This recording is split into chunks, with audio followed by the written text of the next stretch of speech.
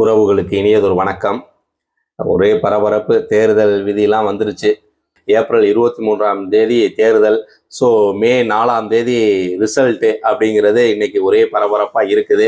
So இந்த நிலையில் இப்போ தமிழ்நாடு அரசியல் எப்படி இருக்குது அப்படிங்கிறது வந்துட்டு பார்த்தீங்கன்னா என்ன, நம்ம ஒவ்வொரு தேர்தலும் நம்ம பார்க்கக்கூடிய ஒரு விடயம் தான். ஆனாலும் இப்போ இருக்கக்கூடிய தலைமுறைகள் தெரிந்து கொள்ள வேண்டுமாலையா? ஸோ அதனால் நான் சொல்கிறேன், ஒவ்வொரு இடத்துக்கும் வந்துட்டு அரசியல் தலைவர்கள் அவர்களுடைய பெயர்களை இடுவதும் அவர்கள் புகைப்படங்களை வைப்பதும் இப்படியாக பேருந்து நிலையங்களா இருக்கட்டும், இல்ல பொது கட்டடங்களா இருக்கட்டும், இப்படியான பல இடங்கள்ல வந்துட்டு பெயர் அரசியல் கட்சி சார்ந்த பெயர்கள்லாம் அந்த தலைவர்களுடைய பெயர்கள்லாம் இருக்கும். பல இடங்கள்ல வந்துட்டு புகைப்படம்லாம் வைக்கப்பட்டிருக்கும்.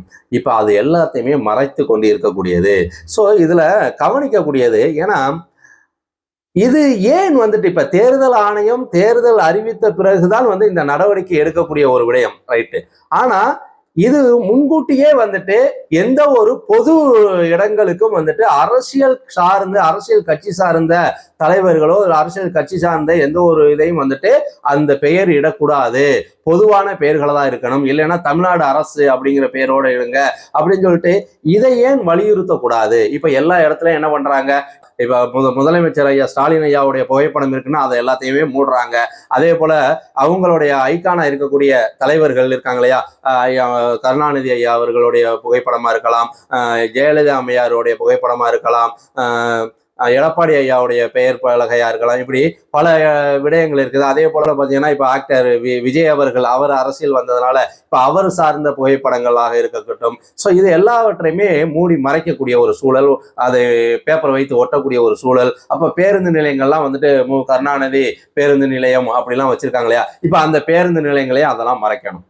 ஏன்னா அதெல்லாம் ஒரு ஐக்கான். அப்போ ஒரு கட்சியை சார்ந்து அவர்களை ஈர்க்கக்கூடிய ஒரு ஐக்கானா இருக்குது அப்படின்னு சொல்லிட்டு வந்துட்டு மறைக்க வேண்டிய ஒரு சூழல். அதே போல புரட்சி தலைவர் எம்ஜிஆர் அவர்கள் சிலையா இருக்கட்டும், ஜெயலலிதா அம்மையார் சிலையாக இருக்கட்டும், வந்துட்டு கருணாநிதி ஐயா அவர்கள் சிலையா இருக்கட்டும், அதுவும் இல்லாம பெரியார் அவர்கள் சிலையாக இருக்கட்டும், ஏன்னா அவர்கள்லாம் வந்துட்டு ஒரு கட்சி சார்ந்த ஒரு ஐக்கானா வந்துட்டு இங்க பார்க்கப்படுறதுனால இந்த சிலைகள்லாம் வந்துட்டு மூடி மறைக்க வேண்டிய ஒரு நிலை.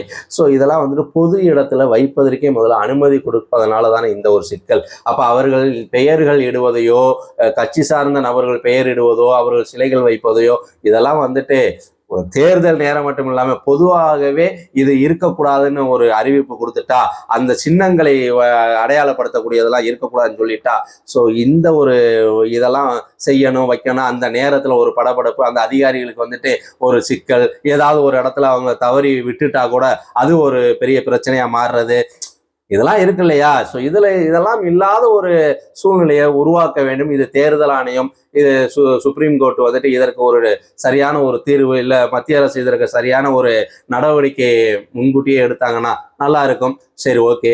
இந்த நிலையில இப்ப அரசியல் களம் எப்படி இருக்குது? ஏன்னா கூட்டணிகள், இப்ப திமுக கூட்டணியில வந்துட்டு காங்கிரஸ், ஸோ அது ஜெல் ஆயிருச்சு. அடுத்து தேமுதிக, ஸோ பிரேமலதா விஜயகாந்த் அவர்கள் அங்கிட்டு போன உடனே இப்போ பார்த்தீங்கன்னா அவர்களுக்கு மட்டும் எப்படி அதிகமான சீட்டு, நாங்கள் உங்கள் கூடவே இருந்துகிட்டு இருக்கோம், எங்களுக்கு எங்க சீட்டு அப்படின்னு சொல்லிட்டு கம்யூனிஸ்ட் பார்ட்டிகள் 2 பேரும் சரி, விடுதலை சீட்டுகள் வந்துட்டு அவர்கள் வந்துட்டு எங்களுக்கு கூடுதலாக வேண்டும், இரட்டை இலக்கமாக வேணும் அப்படின்னு சொல்லிட்டு அவர்கள் கோரிக்கை வைக்கிறாங்க. ஸோ இப்படியாக அங்கே ஒரு சலசலப்பு இருந்துகிட்டே இருக்குது. ஸோ இந்த சலசலப்புக்கு மத்தியில் இந்த பக்கம் என்டிஏ கூட்டணிக்கு வந்தோம்னா, இங்க பாத்தீங்கன்னா அதிமுக என்டிஏ கூட்டணியில தாவேகா கூட்டணிக்குள்ள வருது அப்படின்னு சொல்லிட்டு இங்க பாத்தீங்கன்னா ஒரே எதிர்பார்ப்புகள். ஸோ இந்த நெரேட்டிவ்லாம் யாரு தான் வெளியிடுறா? தாவேகா வந்துட்டு என்டிஏக்கு வரப்போகுது அப்படின்னு சொல்லிட்டு ஒரே நியூஸ் சேனல்லாம் பார்த்தீங்கன்னா இதே பேச்சு. இதெல்லாம் எப்படி, எதனால அப்படின்னு பார்த்தீங்கன்னா இதுவும் ஒரு வித அரசியல். ஏன்னா மக்கள் மத்தியில் ஒரு குழப்பம் இருந்துகிட்டே இருக்கணும். ஸோ என்டிஏ வந்துட்டு இன்னும் வந்துட்டு முழுமை பெறலை அப்படிங்கிற அந்த எண்ணத்தை வந்துட்டு அவங்கள்ட்ட கொண்டு போய் சேர்க்கணும். மக்கள் வந்துட்டு பாருங்க, திமுக கூட்டணிலாம் கரெக்டாக ஆயிடுச்சு, என்டிஏ கூட்டணி இன்னமும் ஆளு வருவாங்க, கூட்டணிக்குள்ள ஆளு வருவாருன்னு அந்த எதிர்பார்ப்புல இருக்கிறாங்க. அவங்கெல்லாம் இன்னும் வந்துட்டு ஒரு ஜெல்ல ஆகல, அவங்க இன்னும் வந்துட்டு எதையுமே முழுசா முடிக்கல.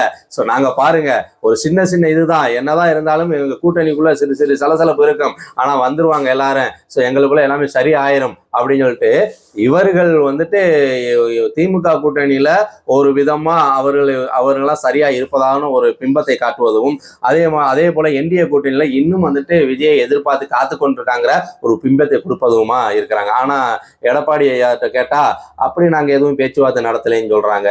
நயினா நாகேந்திரன் அவர்களை கேட்டா அதெல்லாம் எதுவுமே இல்லை, இது வந்து மீடியாக்களா கிளப்பி விடுறது தானே, நாங்க எங்க அப்படிலாம் பேச்சுவார்த்தை நடத்துறோம் அப்படிங்கிறாங்க.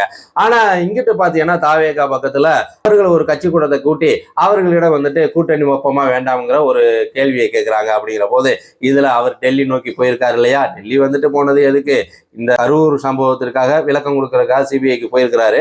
ஆனா வந்துட்டு என்ன சொல்லிட்டாங்க, அமித்ஷாவை பார்க்க போறாரு, ரகசியமா பேச்சுவார்த்தை நடக்குது அப்படிங்கிறது.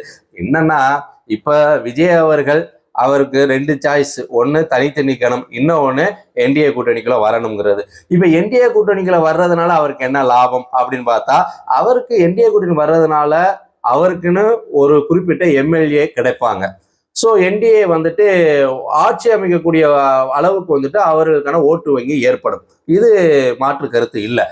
அதே நேரத்துல அவருக்கு வந்துட்டு எதுவும் துணை முதலமைச்சர் பதவியோ இல்ல வந்துட்டு அமைச்சரவையில பங்கோ இதெல்லாம் இருக்குமா அப்படின்னா அது எடப்பாடியார் அவர்கள் என்ன முடிவு செய்ய போறாங்க அப்படிங்கிறது இருக்குது. அப்ப அந்த தாவேக்கா என்டிஏ கூட்டணிக்குள்ள வர்றதுல இருக்கக்கூடிய இந்த தொகுதி பங்கீடுலேயே வந்துட்டு எத்தனை தொகுதியை கொடுக்கலாம் அப்படிங்கிறதுலே சிக்கல் இருக்கும். ஆனா வந்தா வெற்றி உறுதி அப்படிங்கிறது தான்.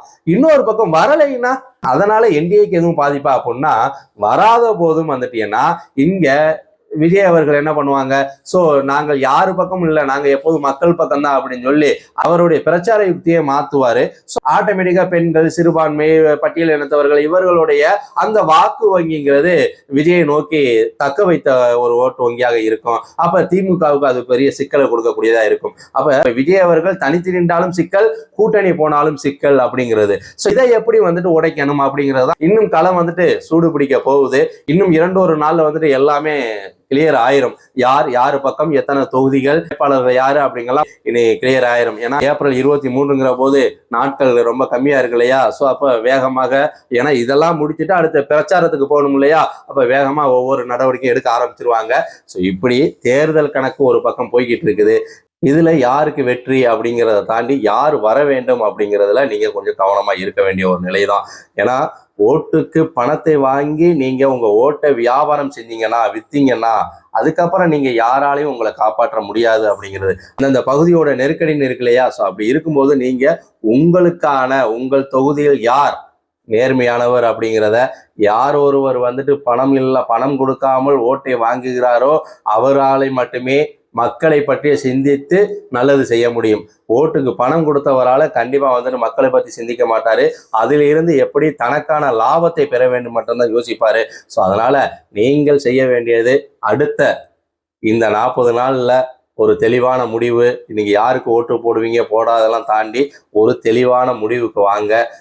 நல்லதொரு எதிர்காலம், நல்லதொரு அடுத்த 5 ஆண்டுகள் நல்லதொரு ஆட்சி அமைய வேண்டும், மக்களுடைய வாழ்க்கை தரம் இன்னும் உயர வேண்டும் அப்படிங்கிறதுல ஒரு தெளிவான முடிவு எடுங்க.